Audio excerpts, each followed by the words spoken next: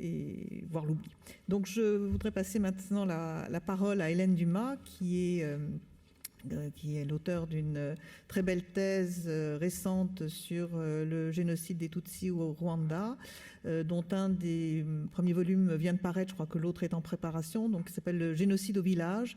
Et là, c'est un autre, un autre drame de la fin du XXe siècle qui donc a clos ce siècle des génocides qu'elle va nous exposer aussi à travers sa singularité. Merci Claire, bonjour à tous. Je voudrais commencer mon exposé sur, moi je dirais plutôt les spécificités du génocide des Tutsis, parce que je crois qu'il y en a plusieurs, en rappelant peut-être dans quel contexte international intervient le génocide des Tutsis au Rwanda. Car quand se déroule la campagne d'extermination sur les collines rwandaises au printemps 1994, la communauté internationale dispose des instruments juridiques et des moyens qui auraient pu le prévenir ou, à tout le moins, l'enrayer. La Convention de 1948 est signée depuis 46 ans en 1994. Les troupes internationales sont présentes sur place.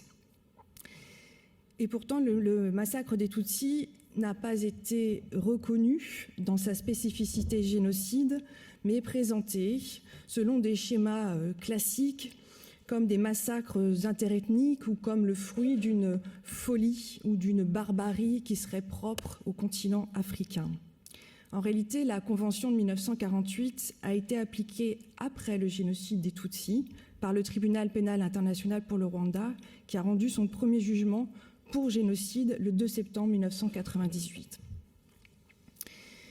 Et cette lecture qui a eu cours à l'époque en termes d'atavisme ethnique ou de folie collective a sans doute été renforcée par l'extrême fulgurance de l'entreprise d'extermination dont ont été victimes les Tutsis du Rwanda. Car je pense à la différence de la Shoah et à la différence de la Grande Famine en Ukraine, le génocide des Tutsis au Rwanda se déroule dans un espace-temps extrêmement réduit. D'abord, le Rwanda est un pays d'une superficie extrêmement réduite également, c'est à peu près la taille de la Bretagne, et les victimes ont été tuées sur place, dans l'entre-soi des frontières nationales, sur leurs collines, dans leurs maisons, dans leurs églises. C'est donc un massacre qui s'inscrit dans la familiarité de la topographie quotidienne, donc celle des collines, celle des champs, celle des lieux de culte, celle des pâturages. La chronologie du génocide des Tutsis est tout aussi resserrée. En 3 mois, près d'1 million de victimes ont péri. Et il faut ajouter à ces premières données statistiques et chronologiques une précision. Selon une enquête menée par le gouvernement rwandais en 2004, 50% des victimes ont été assassinées dans les 2 semaines seulement qui ont suivi le déclenchement de la campagne de massacre le 7 avril 1994.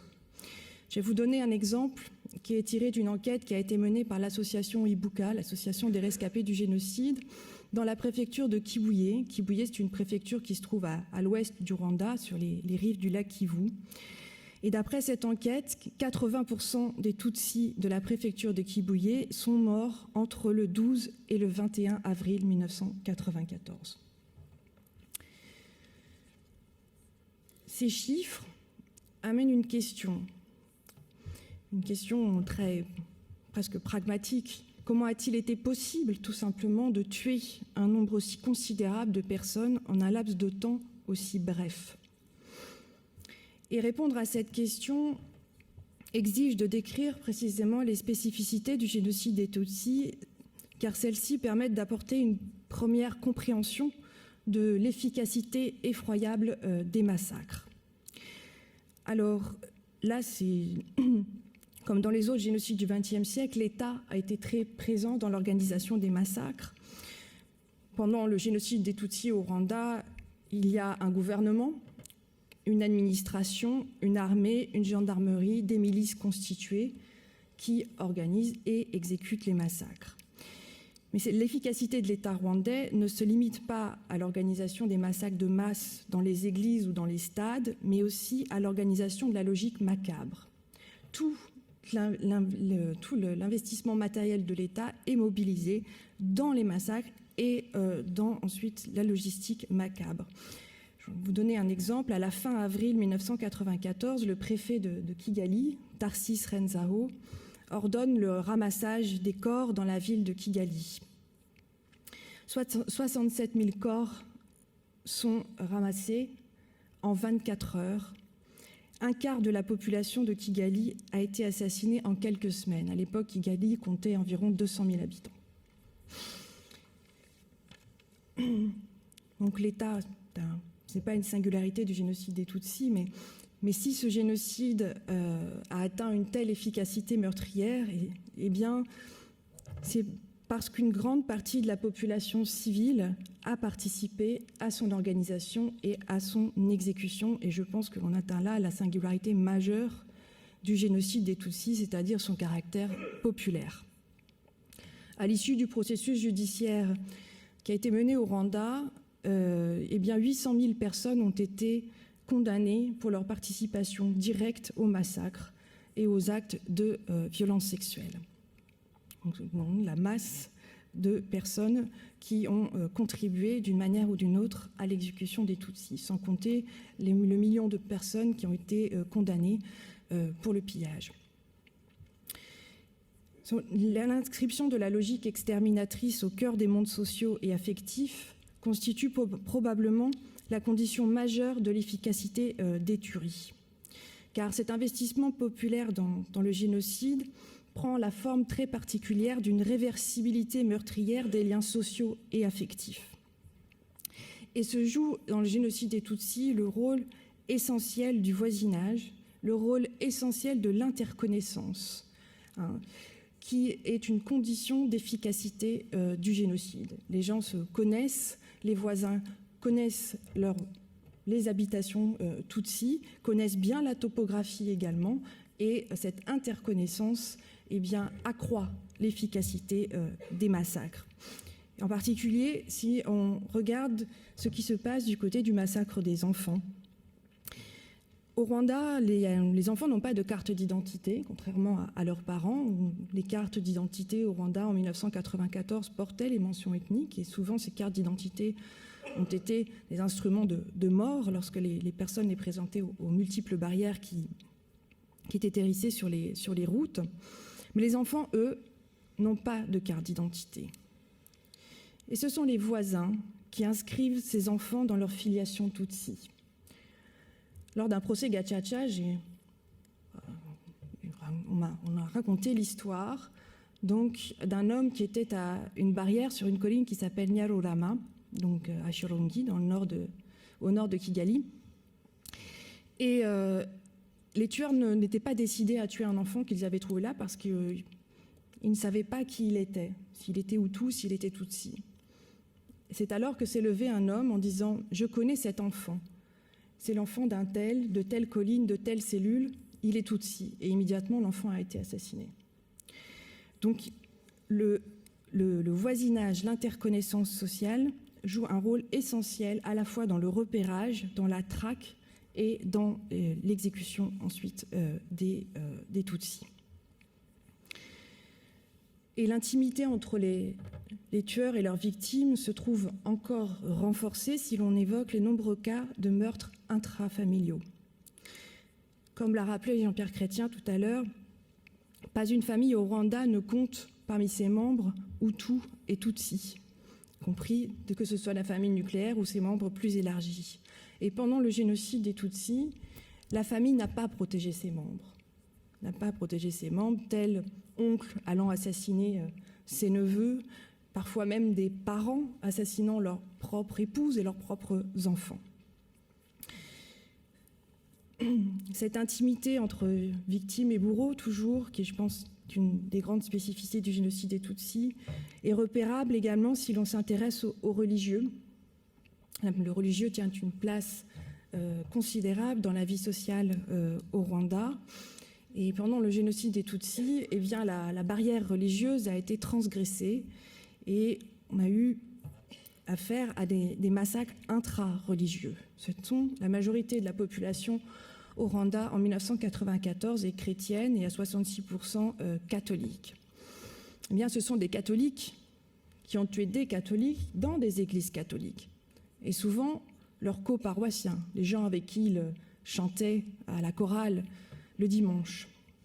Et parfois même, ce sont des prêtres qui ont participé à l'extermination de leurs propres paroissiens, comme ce fut le cas dans la paroisse de Nyangé, toujours à Kibuye, où le père Athanase Seromba a ordonné la destruction de sa propre église sur les quelques milliers de Tutsis qui s'y étaient réfugiés.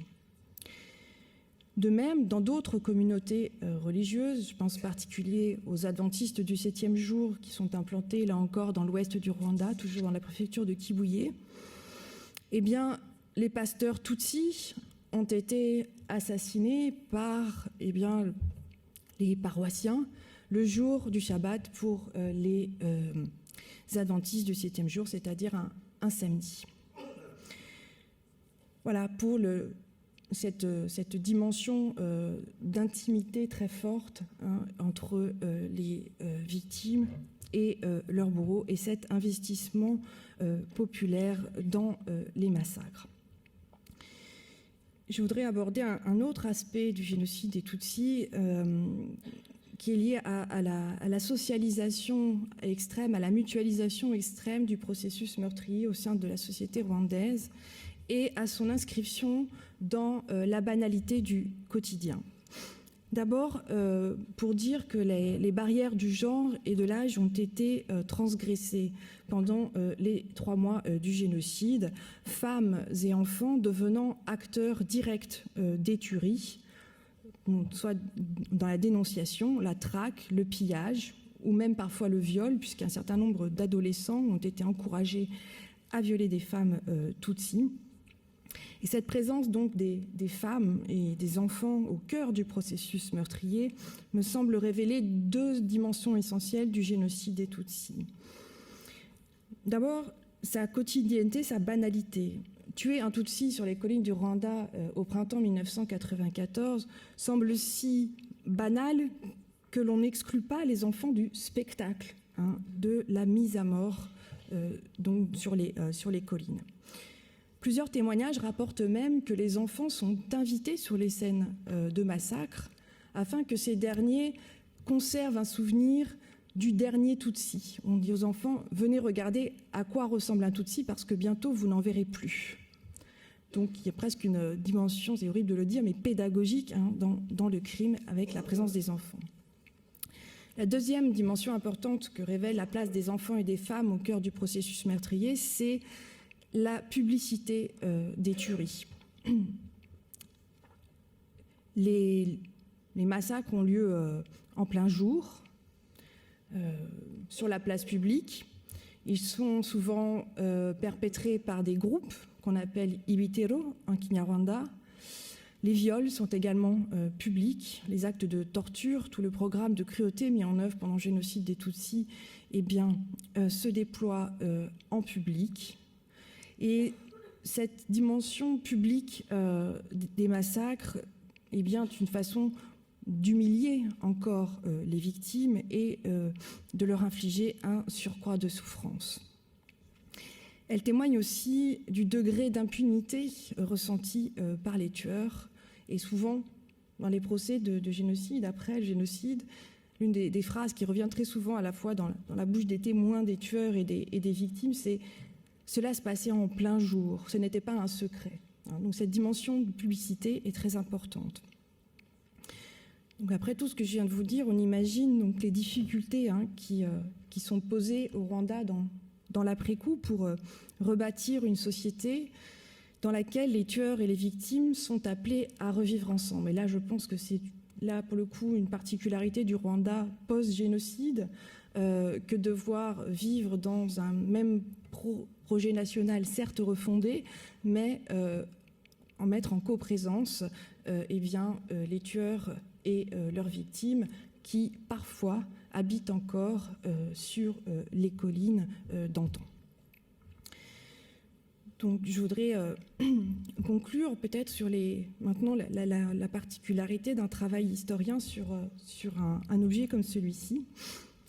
20 ans seulement, bientôt 21 ans, se sont écoulés depuis que le génocide des Tutsis a eu lieu, et 20 ans seulement. Je voudrais insister sur cette proximité temporelle de l'événement qui, à mon avis, produit deux types de conséquences sur le travail d'histoire. D'abord, on ne dispose pas pour le génocide des Tutsis du même socle de connaissances qu'a atteint par exemple l'historiographie sur le génocide des Arméniens ou sur la Shoah. Et je pense qu'il y a encore un énorme travail à fournir pour comprendre un événement d'une telle magnitude. Et la deuxième conséquence pour les historiens et plus largement les chercheurs en sciences sociales qui s'intéressent au génocide des Tutsis, c'est que le chercheur est confronté à un passé immédiatement vivant. On est confronté à des acteurs qui sont encore jeunes. On est confronté directement aux tueurs et directement également aux survivants qui sont face à nous et pas dans les archives. Donc je crois que ça produit des effets très, très particuliers. Et ce passé immédiatement vivant, on le retrouve également à travers les nombreuses traces du massacre qui sont encore fraîches au Rwanda, que je pense par exemple aux ruines, par exemple les ruines de l'église de Nyangé, qui sont devenues mémorial, aux corps également, qui sont disposés dans les mémoriaux du génocide, en particulier ces corps momifiés de Murambi, et également la présence des corps par les multiples opérations d'exhumation et d'inhumation en dignité, comme on dit au Rwanda, qui ont encore lieu chaque année, puisqu'un certain nombre de survivants n'ont toujours pas retrouvé les dépouilles de leurs disparus. Et puis ces traces vivantes, fraîches du massacre, on la retrouve aussi chaque année dans les commémorations et de manière... c'est un phénomène qui s'accroît à mesure que le temps passe. C'est les traces psychiques, évidemment, qu'a laissé l'événement à travers ces grandes manifestations de crises traumatiques qui ont lieu chaque année pendant les commémorations du génocide au Rwanda, où un certain nombre de rescapés, et maintenant certains de leurs enfants même, revivent corporellement les scènes vécues en 1994. Voilà, je voulais conclure là-dessus. Merci.